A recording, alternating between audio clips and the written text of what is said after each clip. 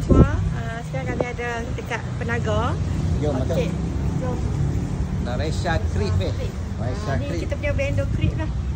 Vendor untuk creep dekat Dangau Langkawi. Jom. Kita masuk dalam. Dalam alik. Itu dia besarnya kedai depa, eloknya. Kami sampai juga. Alhamdulillah. Sampai. Guys, jom kita tengok dalam ni ada apa. Pelbagai jenis creep. Pelbagai jenis creep. Ada durian, Nutella, Oreo, Milo, Biscoff, Strawberry, Mix Nutella, Oreo, Cheese Mary. Oh, best. Tengok weh kan. Wow. Durian creep dia best guys. Aduh. Section Kita kata. cabang semua ada weh. Cabang untuk mix dengan dia punya ni lah. Orang panggil apa? Lengkong, cincau. Lepas tu koktel. Kita lupa temui. Dapat sushi tengah. Jus buah pala kan. Jus nelas madu.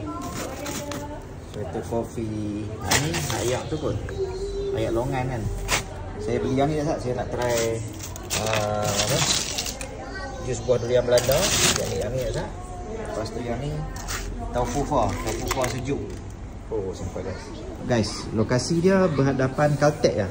Caltech Penaga ni kan. Apa boleh parking kat sini lah Sat. So masuk pintu depan kat sini.